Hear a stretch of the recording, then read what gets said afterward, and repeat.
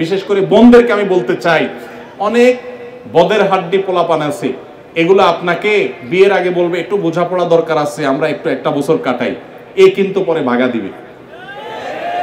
এটা কিন্তু বাটপার, এটা প্রেমের নাম দিয়ে আপনার ছলছুতরা করে আপনার সব ধ্বংস করবে। এরপর আপনি সংবাদ সম্মেলন করবেন, এরপর আপনি থানায় যাবেন, আর কাজ হবে না। এই তথাকথিত প্রেম টেম যেগুলো আপনারা নাম দিচ্ছেন, এগুলো কিছু মেয়েদের চটপটি ফুচকা চাইনিজ খাওয়ার ধান্দা, আর কিছু ছেলেদের বদমাইশির ধান্দা। আমাদের দেশে বিয়ের আগে একটা জিনিস হয়, এটার নাম এঙ্গেজমেন্ট। এই এঙ্গেজমেন্টে দুই পক্ষের লোকজন যায়া পছন্দ করে সব কথা পাকাপাকি হলে একটা আংটি পরায় দিয়ে চলে আসে। তার মানে আমরা ছোটবেলায় দেখতাম যে কেউ কিছু ধরলে, অনেক খেলাধুলাতে এরকম, যেটা ছুঁয়ে ফেললে এটা তার হয়ে যেত, আংটি পরায় দিল মানে এটা তার হয়ে গেল। এটা আমাদের সামাজিক একটা রীতি। ইসলাম বিয়ের আগে এরকম কোনো এঙ্গেজমেন্ট বা এ জাতীয় কোনো কিছুর কথা বলে নাই। ইসলাম বলে উভয় পক্ষ যদি সম্মত হয় এবং ব্যাটে বলে হয়ে যায় পছন্দ উভয় পক্ষের, তাহলে আর দেরি কেন, সাথে সাথে আগদ পড়ায়া দুজন সাক্ষীর সামনে প্রস্তাব এবং কবুল করবে, বা শেষ। উঠায় নেওয়া নেই আনুষ্ঠানিকতা, সেটা হোক 6 মাস পর, হোক 3 মাস পর, সমস্যা নেই, কিন্তু বিয়ে সাথে সাথে হয়ে যেতে হবে।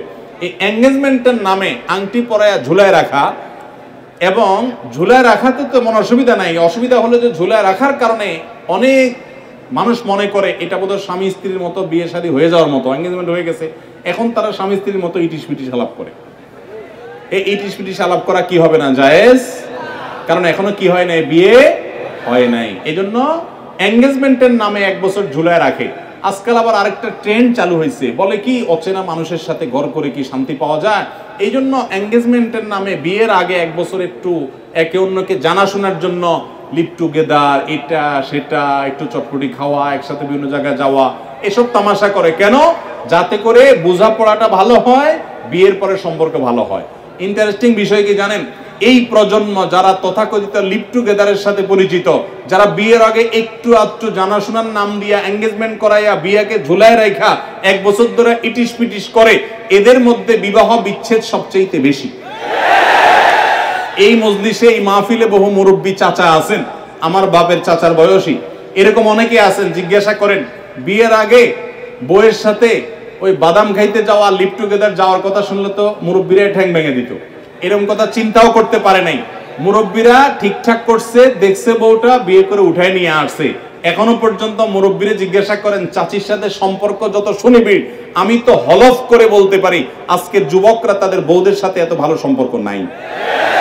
আমি এই জন্য সবসময় বলি, মুরব্বীদের বিয়েটা হলো মেড ইন জাপান, আর এখনকার তরুণদের বিয়ে হলো মেড ইন চায়না। এগুলো বিয়ে হইতে দেরি, ভাঙতে। তালাকের হার কি বাড়তেছে না কমতেছে? বাড়তেছে। কি জন্য? বাড়ার তো কথা না। এত লিভ টুগেদার হচ্ছে, এত প্রেম প্রীত হচ্ছে, এত সম্পর্ক হচ্ছে, এত ইটিস পিটিস মেসেজ আদান প্রদান হচ্ছে। আগের মুরব্বীরা তো এত মেসেজ দেওয়ার সুযোগও পায় নাই, অথচ তো চাচির সাথে চাচার সম্পর্ক অনেক শক্ত ছিল। তাহলে বোঝা গেল হারাম এবং অবৈধ বিবাহ বহির্ভূত সম্পর্ক, এঙ্গেজমেন্টের নামে 1 বছর ধরে ইটিস পিটিস আর বিভিন্ন জায়গায় এরকম ঘুরে বেড়ানো, লিভ টুগেদার ইত্যাদি বিভিন্ন নাম দিয়ে তথাকথিত একজন আরেকজনকে বোঝাপড়ার কথা বলে যে স্বাভাবিককরণের চেষ্টা করা হচ্ছে, এগুলো কখনো মানুষকে শান্তি দিতে পারে না। পশ্চিমা দুনিয়ার মানুষেরা, তারা তো বিয়ের ধারই ধারে না। বিয়ের আগে পুরো লাইফটাই এভাবে তারা হারাম সম্পর্ক, হারাম রিলেশন করে জড়িয়ে যায়। তাদের রিলেশনগুলা সকালে হয়, বিকালে ভাঙে। প্রতিদিন তাদের এই তথাকথিত ছেলে বন্ধু মেয়ে বন্ধু চেঞ্জ হতে থাকে। আর মুসলমান, সে যদি আল্লাহকে ভয় করে, ঈমান যদি তার মধ্যে থাকে, কোরআন হাদিসের আলোকে সঠিক পদ্ধতিতে সুন্নাহ সম্মতভাবে যদি সে বিয়ে করে, আলহামদুলিল্লাহ, দাম্পত্য জীবনে যে শান্তি দান করে, এটা কখনো আল্লাহর অবাধ্য এই তথাকথিত হারাম রিলেশনকারী লিভ টুগেদারের অনুসারীরা বা কোনো অমুসলিমেরা সেটা কল্পনাও করতে পারে না। অতএব এই সমস্ত হারাম সম্পর্ক থেকে আল্লাহ আমাদেরকে বেঁচে থাকার তৌফিক দান করুন। আপনারা অনেকে আছেন গার্মেন্টসে কাজ করেন, আপনাদেরকে আমি করজোড় করে বলতে চাই, যদি আপনারা কোনো ছেলে কোনো মেয়েকে পছন্দ করেন, তার আচরণ, তার কাজকর্ম দেখে আপনার মনে হয় যে এই ছেলেটা আপনার জীবনসঙ্গী হতে পারে, এই মেয়েটা আপনার স্ত্রী হতে পারে, তাহলে আর দেরি করবেন না। যত দ্রুত সম্ভব আল্লাহর উপর তাওয়াক্কুল করে অভিভাবকদেরকে সম্মত করে বিয়ের প্রস্তাব নিয়ে কাজ করে ফেলবেন।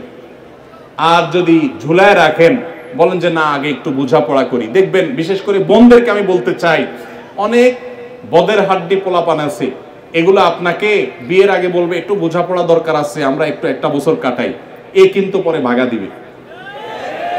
এটা কিন্তু বাটপার, এটা প্রেমের নাম দিয়ে আপনার ছলছুতরা করে আপনার সব ধ্বংস করবে। এরপর আপনি সংবাদ সম্মেলন করবেন, এরপর আপনি থানায় যাবেন, আর কাজ হবে না। অতএব ভাইরা আমার, বিবাহ বহির্ভূত সম্পর্ককে আল্লাহ তাআলা হারাম করেছেন। আমি আবার বলছি, গোটা পৃথিবীর 1 ইঞ্চি জায়গা আপনি আমাকে দেখাতে পারবেন না। আমার বহুদের দেখার সুযোগ হয়েছে আলহামদুলিল্লাহ। গোটা পৃথিবীর 1 ইঞ্চি জায়গা দেখাতে পারবেন না যেখানে শরিয়ার সম্মত বিবাহকে অ্যাপ্রিশিয়েট করা হয় না। বিবাহ বহির্ভূত তথাকথিত গার্লফ্রেন্ড বয়ফ্রেন্ড কালচারকে যারা সমর্থন করে, তাদের সমাজে দাম্পত্য জীবনের সুখ কখনো মুসলমানদের ধারে কাছেও নেই। মুসলমান তো মুসলমান, এমনকি আমার হিন্দু ভাই বোনরা যারা আছেন, হিন্দু মানুষরা যারা আছেন আমাদের এই অঞ্চলে, তারাও তাদের ধর্মীয় কারণে বিবাহ বহির্ভূত সম্পর্ক সাধারণত তাদের ধর্ম তাদেরকে করতে বলে না। তাদের মধ্যে বৈবাহিক সম্পর্কের কারণে যে সম্প্রীতি আছে, এটা বিবাহ বহির্ভূত সম্পর্ককারীরা কখনো করতে পারে। এজন্য আমি সবসময় বলি, এই তথাকথিত প্রেম টেম যেগুলো আপনারা নাম দিচ্ছেন, এগুলো কিছু মেয়েদের চটপটি ফুচকার চাইনিজ খাওয়ার ধান্দা, আর কিছু ছেলেদের বদমাইশির ধান্দা। নাম দিছেন আপনি প্রেম। আরে ভাই, আসল প্রেম বা ভালোবাসা তো সেটা হবে যেটা বিবাহের মাধ্যমে হবে। বিবাহের সম্পর্ক আর বিবাহ ছাড়া সম্পর্ক পার্থক্য জানেন? আসমান আর জমিনের পার্থক্য। আমি এক লাইনে বুঝাই দেই। বিবাহ ছাড়া সম্পর্কে কোনো সামাজিক কমিটমেন্ট থাকে না। বিবাহের মধ্যে কাবিননামা হয়, সাক্ষী থাকে, উভয় পক্ষ থাকে, ময়মুরব্বী থাকে, সমাজের লোকরা থাকে, সামাজিক কমিটমেন্ট থাকে। এজন্য প্রেমের নামে সকালে প্রেম করে বিকালে ছুড়ে দেওয়া, 2 বছর ঘুরাইয়া বিয়ের কথা বলে এরপরে পালায়ে চলে যাওয়া, ছেড়ে আরেকজনকে বিয়ে করা, এগুলো সকাল বিকাল হয়। কিন্তু বিবাহ করার পর স্ত্রীর প্রতি জুলুম নির্যাতনের ঘটনা কিছু ঘটলেও সকাল বিকাল অহরহ এরকম প্রতারণা অন্তত হয় না। অতএব বিবাহ বহির্ভূত সম্পর্ককে আমরা না করব। পছন্দ হয়ে গেছে, বিয়ে করে ফেলবো, বিবাহের আগে কোনো সম্পর্ক আমরা রাখবো না। আস-সুন্নাহ ফাউন্ডেশন, উম্মার স্বার্থে সুন্নাহর সাথে।